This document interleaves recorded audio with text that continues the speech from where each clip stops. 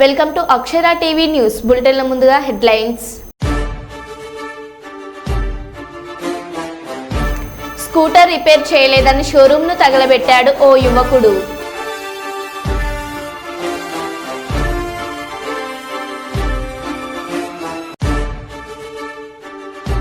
రాహుల్ రేవంత్ పై నిప్పులు చెలరేగిన MP DK అరుణ.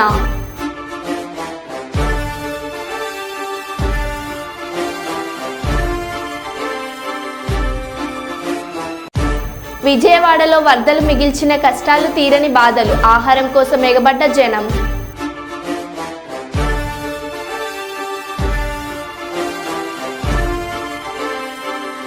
ప్రకాశం బ్యారేజీ గేట్ల వద్ద అడ్డుపడిన బోట్ల కటింగ్ పనులు కష్టతరం.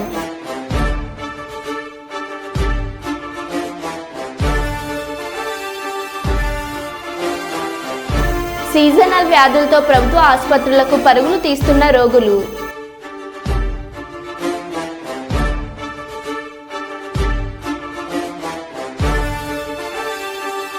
గాంధీ ఆసుపత్రిలో మహిళా డాక్టర్పై దాడి.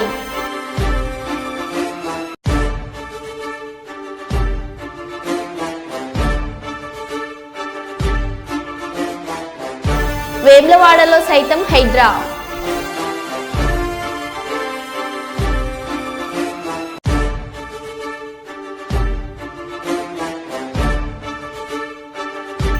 ఏఎన్ఎంలను స్టాఫ్ నర్సులుగా నియమించడం అన్యాయం.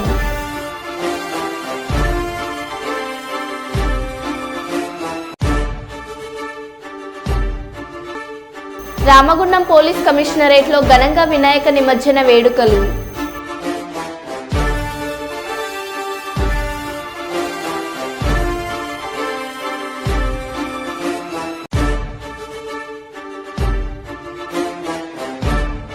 ఇక వివరాల్లోకి వెళ్తే, జహీరాబాద్లో రాహుల్ రేవంత్ పై నిప్పులు చెలరేగిన ఎంపీ డీకే అరుణ. రాహుల్ గాంధీ రాజకీయ పరిణితి పెంచుకోవాల్సిన అవసరం ఎంతైనా ఉన్నది. యుఎస్లో రాహుల్ గాంధీ మాట్లాడిన మాటలు వింటుంటే ఆయన భారతీయుడైనా అన్న అనుమానం కలుగుతుంది. రాహుల్ గాంధీ గారు విదేశాలకు పోయి ప్రతిసారి ఒక అలవాటు అయిపోయింది. భారతదేశాన్ని గౌరవం తగ్గించే విధంగా మాట్లాడటం అనేది రాహుల్ గాంధీ గారికి సర్వసాధారణం అయిపోయింది. రాహుల్ గాంధీ గారు ఇంతకీ భారతీయుడు అనుకుంటున్నాడా లేకుంటే వేరే దేశస్తులు అనుకుంటున్నాడా? ఫస్ట్ మనకు అది తెలియాలి. ప్రతిసారి విదేశాలకు పోయి భారతదేశాన్ని ఎందుకు అవమానం పాలు చేస్తున్నాడు? భారతదేశ ప్రధానిని అవమానిస్తున్నట్టు దేశాన్ని అవమానించినట్టే. భారతదేశంలో ఎన్నికల ప్రక్రియ నువ్వు గెలిచిన కాడ మనం ఏం చేసావు? అన్ని ప్రజాస్వామ్య పద్ధతిలో జరిగినాయి కదా ఎలక్షన్లు. జరగకపోయింటే మరి ఈరోజు ఆ విధంగా మీరు మాట్లాడుతుంటే వాళ్ళు చెప్పినట్టు కనుక జరుగుంటే మరి కర్ణాటకలో తెలంగాణలో గవర్నమెంట్ ఎట్లా వచ్చింది? కర్ణాటకలో గవర్నమెంట్ ఎట్లా వచ్చింది? ఈరోజు కేవలం ఎక్కడ పోయి ఏది మాట్లాడితే ఎక్కడ పోతే ఏదో మాట్లాడితే ఏదో దేశాన్ని విమర్శిస్తే ప్రధానమంత్రిని విమర్శిస్తే నాకేదో పెద్ద మైలేజ్ వస్తుంది, ప్రచారం వస్తుంది ప్రపంచవ్యాప్తంగా అని అనుకుంటే నరేంద్ర మోదీ గారి పేరు తీసుకుంటేనే ప్రచారం వస్తుంది. అందుకోసమైనా మాట్లాడుతున్నాడు. గుట్టిగా రాహుల్ గాంధీ మాట్లాడుతూ పట్టించుకోరు. నరేంద్ర మోదీ గారిని అంటేనే పట్టించుకుంటారు కాబట్టి మాట్లాడుతున్నాడు. ఇది ఏమాత్రం కూడా సమంజసం కాదు. రాహుల్ గాంధీ గారు ఇప్పటికైనా ఒక మెచ్యూర్డ్గా బిహేవ్ చేయాలి. ఒక మెచ్యూర్డ్ పొలిటీషియన్గా బిహేవ్ చేయాలి. పార్లమెంటులో ఆయన అపోజిషన్ లీడర్. ఒక అపోజిషన్ లీడరు ఏ విధంగా ఉండాలో కూడా ఆ విధంగా మాట్లాడడం నేర్చుకోవాలి. విమర్శ తప్పని రాజకీయాల్లో ఉన్నప్పుడు ఒకరినొకరు విమర్శిస్తారు, పొలిటికల్ పార్టీలను విమర్శిస్తారు. అది విమర్శ అనేది సహజం. కానీ మన దేశానికి సంబంధించి మన దేశానికి ప్రధానికి సంబంధించి విదేశాల్లో పోయి ఏది పడితే అది మాట్లాడడం అనేది సమంజసం కాదు. ఇది ఆయన యొక్క రాజకీయమైనటువంటి పరిణితికి ఇదే సాక్ష్యం. తూర్పుగోదావరి జిల్లా గోకవరంలో బుధవారం ఆటో యూనియన్ ఆధ్వర్యంలో కూటమి నాయకులతో కలిసి ప్రతి దుకాణం వద్ద వ్యాపారస్తులను వారికి తోచిన సహాయాన్ని విజయవాడ వరద బాధితులకు చేయాలని కూటమి నాయకులు కోరారు. గోకవరంలో అన్ని సెంటర్లలో ఉన్న ప్రతి ఒక్కరిని వరద బాధితులను ఆదుకునే నేపథ్యంలో సహాయం చేయాలని, విజయవాడలో వరద బాధితులు పడుతున్న కష్టాలను మనం గుర్తు చేసుకోవాలని కూటమి నాయకులు తెలిపారు. తినడానికి తిండి, తాగడానికి నీళ్లు, ఉండడానికి నీడ లేకుండా నిరాశ్రయులైన వరద బాధితులు మానవతా దృక్పథంతో మనం ఆదుకోవాలని ఆటో యూనియన్ సభ్యులు మీడియా ద్వారా రాష్ట్ర ప్రజలకు తెలిపారు.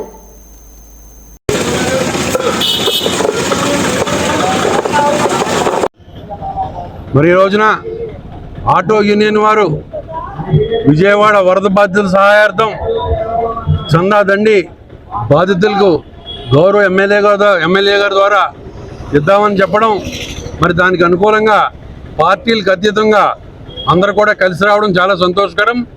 మరి ఇటువంటి విపత్తు జరిగిన తరుణంలో మరి ప్రతి వాళ్ళు కూడా కలిసిమెలిసి ఇటువంటి కార్యక్రమాలు చేస్తే ఎవరికి తెలిసిన వారు డబ్బులు ఇస్తూ ఉంటారు. మన ఆ డబ్బులు మనం చేసి గౌరవ ఎమ్మెల్యే గారి ద్వారా మనం సీఎం గారి చేతులకి అందించడం జరుగుతుంది. మరి ఇలాంటి కార్యక్రమం తలపెట్టిన ఆటో యూనియన్ వారికి నా ప్రత్యేక ధన్యవాదాలు. మరి చంద్రబాబు నాయుడు గారు చేస్తున్న కృషి చూస్తుంటే చాలా అద్భుతం. ప్రపంచంలోనే లేని విధంగా ఇల్లులు కడిగించడం, బళ్ళు బాగు చేయించడం, వాషింగ్ మిషన్ బాగు చేయించడం, ఇలాంటి చిన్న వస్తువులు కూడా ప్రజలు ఇబ్బంది పడకూడదని ఆయన గవర్నమెంట్ ద్వారా ఇన్ని సౌకర్యాలు కల్పిస్తున్నారు. దానికి మన వంతుగా సాయంగా ఈరోజు గోకవరం మెయిన్ రోడ్లో ప్రతి కొట్టుకి వెళ్ళడం జరుగుతుంది. అలాగే రేపు ఎల్లుండి కూడా ఎవరైతే విఐపీలు ఉన్నారో వాళ్ళని అడగడం, స్కూల్కి వెళ్ళడం, బంకులకి వెళ్ళడం అన్నీ కూడా కలెక్ట్ చేసి పెద్ద మొత్తం దయచేసి గౌరవ ఎమ్మెల్యే గారికి ఇవ్వడం జరుగుతుందని ఈ మీడియా ద్వారా నేను తెలియజేస్తున్నాను. నమస్కారం అండి. నా పేరు గవిని దుర్గాప్రసాద్. గోకవరం శ్రీ జై Durga Bhavani auto union president నేను. మరి అకాల వర్షం కారణంగా విజయవాడ వరద బాధితులందరూ కూడా చాలా ఇబ్బందులు పడుతున్నారు. మరి మానవత్వంగా మన తరపు నుంచి ప్రతి సామాన్యుడు వరద బాధితులను ఆదుకోవాలని చెప్పి ఆటో యూనియన్ ద్వారా ఈ యొక్క సేవా కార్యక్రమాన్ని తలపెట్టాము. ఈ యొక్క కార్యక్రమంలో గ్రామ పెద్దల్ని, అన్ని కార్మిక సంఘాల వారిని, అన్ని పార్టీ నాయకులందరినీ కూడా ఆహ్వానం మేరకు ఇలా అందరూ కూడా వచ్చి ఈ రోజున జోగి దండే కార్యక్రమంలో ప్రతి ఒక్కరు కూడా పాల్గొన్నారు. వారందరికీ కూడా పేరు పేరున హృదయపూర్వక ధన్యవాదాలు తెలియజేసుకుంటూ సెలవు తీసుకుంటాం. వరంగల్ జిల్లా వర్ధనపేట మండలంలోని బొక్కలగూడెం గ్రామంలో గణపతి నవరాత్రి ఉత్సవాలు కులమత భేదం లేకుండా మహిళల కోలాటం, జానపద కళా చీరలతో నాట్యం వేస్తూ భక్తి చాటుకుంటున్నారు గ్రామస్తులు. ఈ సందర్భంగా భక్తులు మాట్లాడుతూ గత 20 సంవత్సరాల నుండి గణనాథుని పూజించుకోవడం వలన వారికి సకల భాగ్యాలు కలుగుతున్నాయని, ఏకదంతుని చల్లని చూపుతో పంటలు బాగా పండుతున్నాయంటూ మనవరాన్లు వచ్చిన వయసులో కూడా భక్తులతో కోలాటం ఆడుతుంటే చిన్ననాటి చిందులు గుర్తుకు వస్తున్నాయని సంతోషాన్ని తెలిపారు.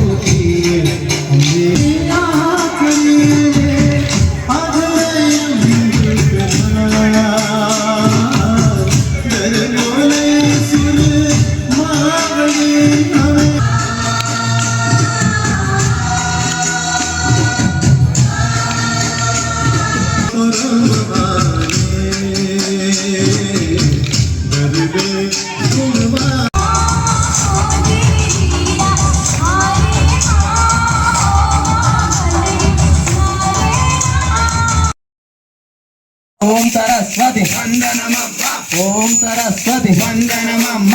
అదిగో లేడి బంగారు లేడి, అదిగో లేడి బంగారు లేడి, అదిగో లేడి బంగారు లేడి. బంగారు లేడికి వంశను సీత, బంగారు లేడికి వంశను సీత. సీత బంగారు లేడీకి హంసెను సీత లేడీ బాయరా బాణమిడువరా లేడీ బాయరా బాణమిడువరా లేడీ బాయరా బాణమిడువరా ఎక్కడికోతో లంకనదొచ్చే ఎక్కడికోతో లంకనదొచ్చే ఎక్కడికోతో లంకనదొచ్చే లంకల ఉన్న లంకిని దొంచెది లంకల ఉన్న లంకిని దొంచెది లంకల ఉన్న లంకిని దొంచెది తేరా కోమటి అగ్గి పెట్టే తేరా కోమటి అగ్గి పెట్టే తేరా కోమటి అగ్గి పెట్టే తెచ్చర కోమటి గీకుడు పెట్టే తెచ్చర కోమటి తెచ్చర కోమటి తేనెత చేసిన చక్కెరతో చేసిన తేనెత చేసిన చక్కెర ముద్దలు తేనెత చేసిన చక్కెర ముద్దలు తేనెత చేసిన చక్కెర ముద్దలు పాలతో చేసిన పరాల ముద్దలు పంకంతో చేసిన పరాల ముద్దలు పంకంతో చేసిన పరాల ముద్దలు ఓం సరస్వతి వందనమమ్మ ఓం సరస్వతి వందనమమ్మ ఓం సరస్వతి అదిగో లేడీ బంగారు లేడీ అదిగో లేడీ అదిగో లేడీ ఇంత మాది లేవర్స్ బొక్కలగూడెం. నా పేరు చిక్కొండ రజిత. మా బొక్కలగూడెంలో మేము 15 సంవత్సరాల కానుండి మేము వినాయకుని నిలబెట్టుకొని ధన సంపదగా మేము బాగా చేసుకుంటున్నాం. మేము 100 మంది మహిళలతోటి మేము కోలలతోటి మేము మంచిగా ఆడుకుంటున్నాం. ప్రతి సంవత్సరం 100 మందితోటి పూజ అయిపోగానే భజన వేసుకుంటాం, కోలాటం అది అయిపోగానే బొడ్డెమ్మను కూడా ఎత్తాను. బొడ్డెమ్మను కూడా 9 రోజులు ఆడతాను. 9 రోజులు బతుకమ్మగా దసరా దాకా రోజు ఇక్కడనే 15 రోజులు మా కోడళ్ళు, మా బిడ్డలు, మా దోస్తులు మేమందరం మంచిగా చేసుకుంటాం. 20 సంవత్సరాల కాంచి మేము ఈ యొక్క ఉత్సవాన్ని జరుపుకుంటున్నాం. ఇప్పుడు ఈ కార్యక్రమాన్ని యువత అనేది ఒక 50 మంది దాకా సభ్యత్వం తీసుకొని ఇక్కడ పెద్ద ఎత్తున జరపడం జరుగుతున్నది. ఈ గ్రామంలో అనేక మంది అన్ని కులాల వారు మతాలకు అతీతంగా అన్ని కులాల క్రిస్టియన్స్ అయితే హిందువులు అయితే ముస్లింస్ అయినా కానీ అందరం ఎంతో ఉత్సాహంగా ఈ 10 రోజులు జరుపుకుంటున్నాం. రోజుకు వస్తుంటే సంవత్సరం పెంచుకుంటా ఒక ఇంపుల వాళ్ళ లెక్క వినాయక చవితి బాగా జరగాలని దాని బట్టి యూత్ चौथी हम लोग का है मोहरम को हम सब लोग भाई मिलकर कर लेते विनायक चौथी मिल के कर लेते. हम लोग सब भी यहाँ पे भाई बहन लगे रहते. हम लोग यहाँ पे अच्छा 9 दिन अच्छा एंजॉय करते. 9 दिन एंजॉय करते, बर्थडे में करते. हम लोग का ईद को भी इन लोग आते. मोहरम, रमज़ान, बकरीद इन लोग ईद को हम लोग सब भी जाते. కర్ణాటకలోని కలబుర్గిలో నదీం అనే యువకుడు ఓలా ఎలక్ట్రిక్ షోరూంను పెట్రోల్ పోసి తగలబెట్టాడు. 20 రోజుల క్రితం కొన్న స్కూటర్లో సమస్యలు రావడంతో నదీం రిపేర్ కోసం షోరూం స్టాఫ్ను సంప్రదించాడు. ఎన్నిసార్లు వెళ్లినా అక్కడి స్టాఫ్ నిర్లక్ష్యంగా వ్యవహరించడంతో ఆగ్రహానికి గురై షోరూంను నిప్పంటించాడు. ఈ ఘటనలో దాదాపు 6 స్కూటర్లు దహనమయ్యాయి. పోలీసులు కేసు నమోదు చేసి నిందితుడిని అరెస్ట్ చేశారు.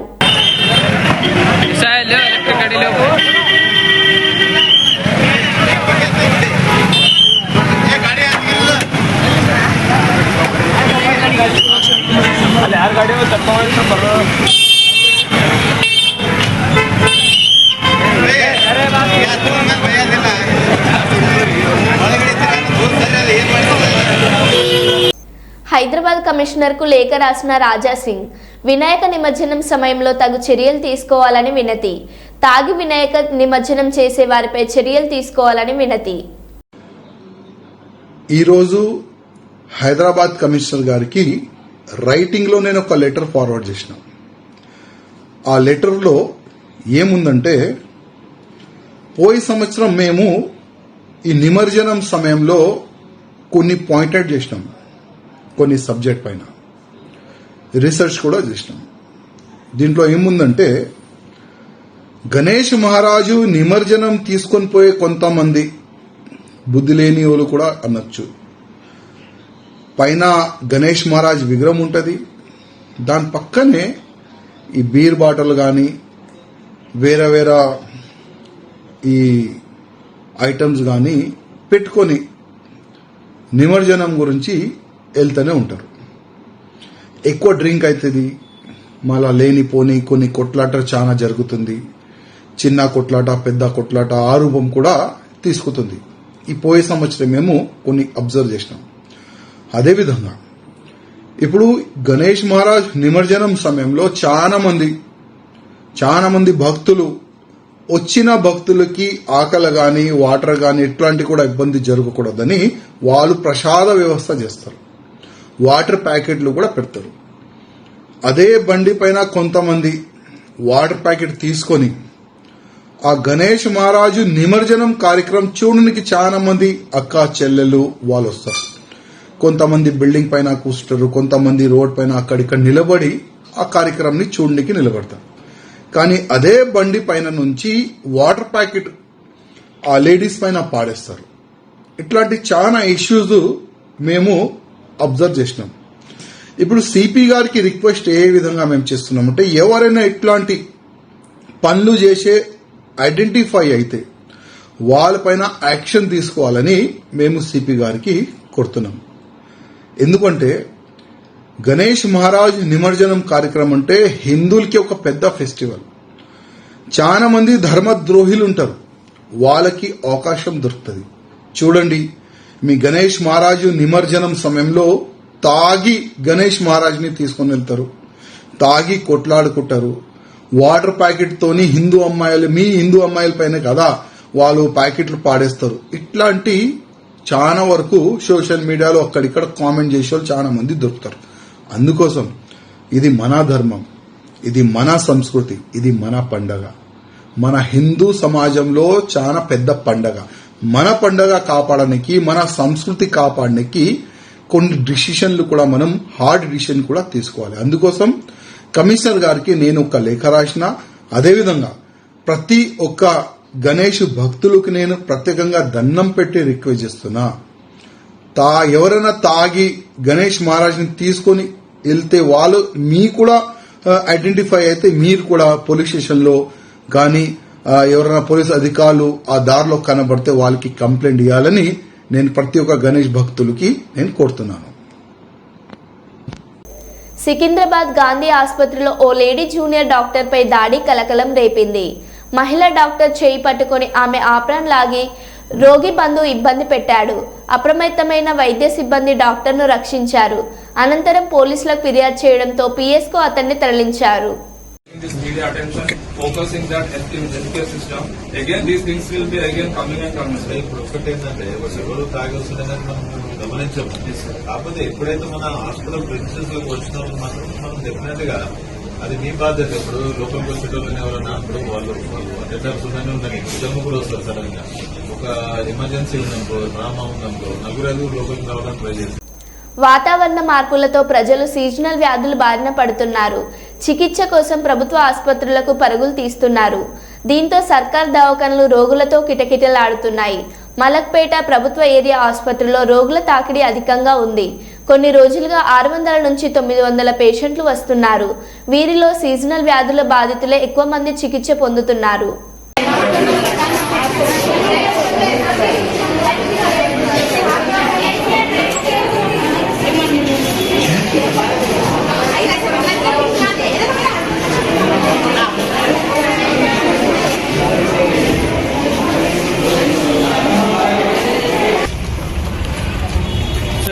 अन्ना अन्ना नहीं, ओपी ओपी स्लिप के लिए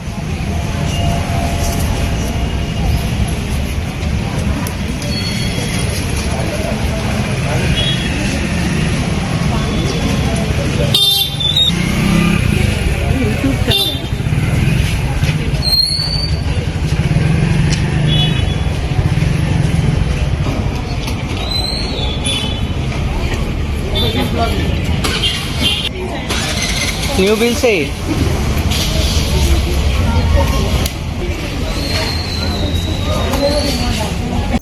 విజయవాడలో వరదలు మిగిల్చిన కష్టాలు ఇంకా పలు ప్రాంతాలను వెంటాడుతున్నాయి. ముఖ్యంగా సింగ్ నగర్, బాంబే కాలనీ, సుందరయ్య నగర్, రాధానగర్, కండ్రిగ ప్రాంత ప్రజలు ఇబ్బందులు పడుతున్నారు. ఇంట్లోని వంట సామాన్లు, గ్యాస్ స్టవ్లు పాడైపోవడంతో 10 రోజులుగా పోయి వెలిగించలేని స్థితి ప్రజలు ఉన్నారు. ఈ కార్యక్రమంలో ప్రభుత్వం, స్వచ్ఛంద సంస్థలు అందిస్తున్న ఆహారం కోసం బాధితులు ఎగబడుతున్న దృశ్యాలు కనిపిస్తున్నాయి.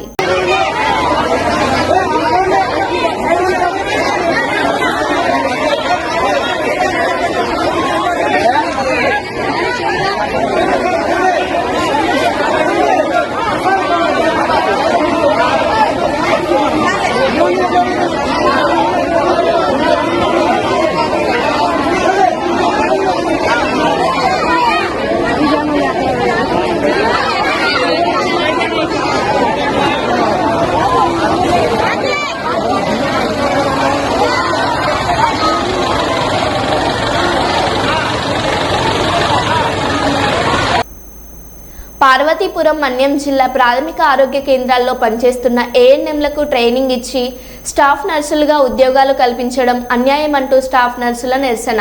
జీవో నెంబర్ 115ను తక్షణమే రద్దు చేయాలని డిమాండ్ చేశారు. భద్రగిరి ప్రభుత్వ హాస్పిటల్ ఎదుట నిరసన చేపట్టిన స్టాఫ్ నర్సులు.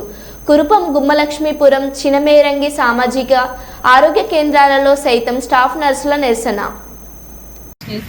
అది వాళ్ళకి స్టాఫ్ ఉద్యోగం ఇవ్వడం లేదు, ఓన్లీ నైపుణ్య శిక్షణ అని మాత్రమే మాకు అప్పుడు చెప్పారు. ఈ నైపుణ్య శిక్షణ అనేసి మాకు చెప్పి ఇప్పుడు సడన్ గా జీవో 115 రిలీజ్ చేసి దాని ద్వారా మా regular contract staff nursing post అన్ని కూడా ఏ నెంబర్కి ఇవ్వడంలో ప్రభుత్వం మాకు అన్యాయం చేస్తుందని మేము ఇప్పుడు బాధతో ఉన్నామన్నమాట. కాబట్టి మా బాధను అర్థం చేసుకొని మా పోస్టుల్లో ఎవరైతే అర్హత ఉందో, ఏ స్టాఫ్ నర్సులు అయితే కష్టపడి సర్వీస్ అందిస్తున్నారో వాళ్ళని మాత్రమే రెగ్యులర్ చేసి, ఏ నెంబర్లకు కూడా రెగ్యులరైజేషన్లు ఉన్నాయి కానీ వాళ్ళకి మా పోస్టులో రెగ్యులర్ చేయకుండా వాళ్ళకి కూడా రెగ్యులరైజేషన్ చేసి వాళ్ళ ప్రమోషన్స్ హెచ్వి, సిహెచ్ ఆ విధంగా ఏఎన్ఎంస్ ప్రమోషన్లో వెళ్ళాలి కానీ వాళ్ళతో స్టాఫ్ నర్సుల పోస్టుల్లో వేయకూడదు. ఎందుకంటే ఇప్పుడు మా డిపార్ట్మెంటే కాదు, మన రాష్ట్రంలో చూస్తే ప్రతి డిపార్ట్మెంట్లో ఉన్నాయి. ఫర్ ఎగ్జాంపుల్ తీసుకుంటే ఇప్పుడు పోలీస్ డిపార్ట్మెంట్ ఉంది. పోలీస్ డిపార్ట్మెంట్లో ఒక హోమ్ గార్డ్ని తీసుకొచ్చి ఒక ఎస్ఐ ప్రమోషన్ ఇస్తాము, ఎస్ఐ క్యాడర్లో కూర్చోబెడతాము అంటే అది ఏ విధంగా సాధ్యమవుతుంది? అదేవిధంగా ఒక ఎలిమెంటరీ స్కూల్ టీచర్ని తీసుకొచ్చి ఒక స్కూల్ అసిస్టెంట్ పోస్ట్ ఇస్తామంటే ఏ విధంగా సాధ్యమవుతుంది? ఏ డిపార్ట్మెంట్కి లేని విధంగా మా ఒక్క మెడికల్ డిపార్ట్మెంట్లో మా స్టాఫ్ నర్సెస్ మాత్రమే ఎందుకు ఇలా వివక్షత చూపిస్తున్నారు? ఏఎన్ఎంలు తీసుకొచ్చి మమ్మల్ని స్టాఫ్ నర్సెస్ పోస్టులో ఎందుకు కూర్చోబెడుతున్నారు?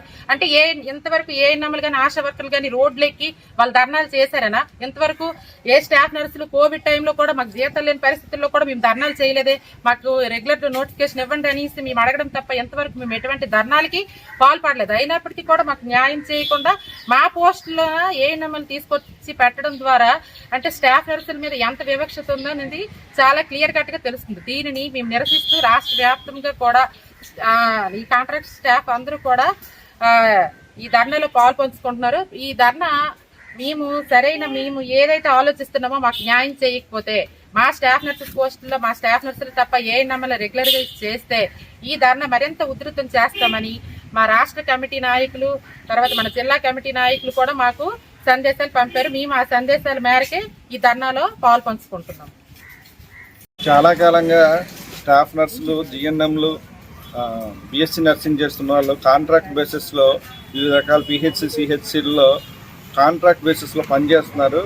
కానీ గవర్నమెంట్ కొంతమంది ఏఎన్ఎంలకి కొంత ట్రైనింగ్ ఇస్తూ వీళ్ళ ప్లేస్ని భర్తీ చేద్దామని చెప్పి కొత్తగా ఒక జీవోని ప్రారంభించారు. ఆ జీవో పరంగా వాళ్ళకి ట్రైనింగ్ ఇవ్వటం, ఈ జిఎన్ఎంలుగా అందుబాటులో ఉండటం మంచిదే. కానీ వీళ్ళు ఇంతకాలంగా చేస్తున్న వాళ్ళని తీసేసి వీళ్ళ ప్లేస్లో వాళ్ళని రిక్రూట్ చేయటం అనేది అంత మంచి పద్ధతి కాదని డాక్టర్గా మేము భావిస్తున్నాం.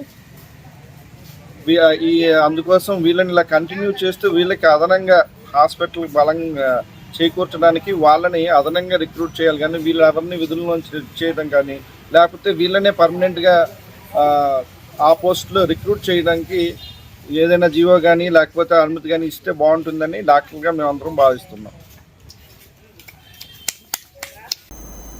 వేమ్లవాడలో సైతం హైడ్రా. బఫర్ జోన్లో 40 ఇండ్లు ఉన్నట్లు గుర్తింపు. మూలవాగుకు ఆనుకొని కట్టడాల కొలతలు తీసుకున్న డిఈ బాలచంద్రం మరియు ఇతర అధికారులు. జిల్లా కలెక్టర్కు నివేదిక సమర్పించనున్న అధికారులు.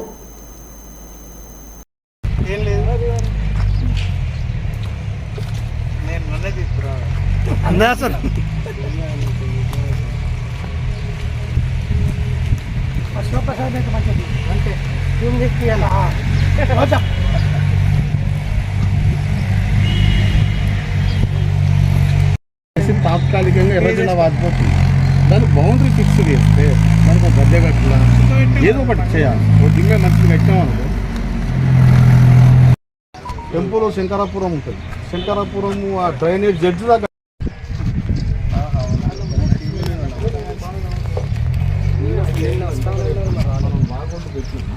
మార్కింగ్ మొదటిదే ఎంత బాగుంటుంది కానీ ఆడికే గట్ల అట్లా లక్ష్మణ్ అనిపిస్తలే.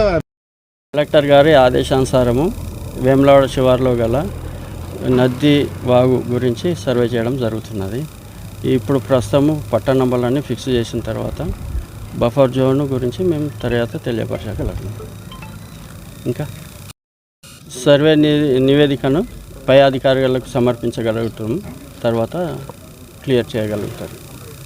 దాంతో చేస్తున్నాం. దుర్మార్గులు ఆక్రమించిన చెరువుల వల్లనే ఇవాళ వరదలు వస్తున్నాయి.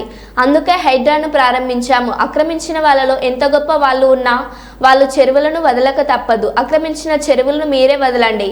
గౌరవంగా పక్కకు తప్పుకొని నీటిపారుదల శాఖకు అప్పజెప్పండి, లేకపోతే ఉన్న పలంగా నేలమట్టం చేస్తాం. సీఎం రేవంత్ రెడ్డి. దుర్మార్గులు ఆక్రమించుకున్న చెరువుల వల్లనే ఇవాళ వరదలు వస్తున్నాయి.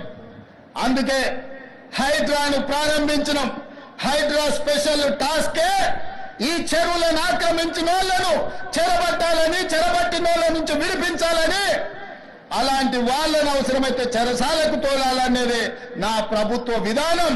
అందులో ఎంత గొప్ప వ్యక్తులున్నా, ఎంత మహామహులున్నా వాళ్ళు చెరువులను వదలక తప్పదు.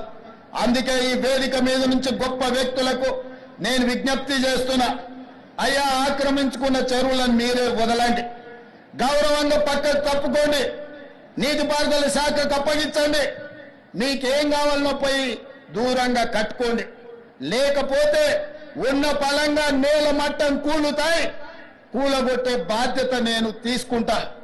ఇలా ఎఫ్టీఎల్లో కానీ బఫర్ జోన్లో కానీ నాలాలలో అక్రమంగా నిర్మాణాలు ఏవైతే ఉన్నాయో వాటన్నిటినీ నిరభ్యంతరంగా మేము తొలగిస్తాం. మీరు ఎక్కడికి వెళ్ళినా, మీరు తాత్కాలికంగా కోర్టుల నుంచి ఏమన్నా తెచ్చుకున్నా న్యాయస్థానాలలో కూడా కొట్లాడి ఆ స్కేలను వెకేట్ చేయించి మీరు ఆక్రమణలు తొలగిస్తాం. మరో బులెటిన్లో మళ్ళీ కలుద్దాం. Stay tune.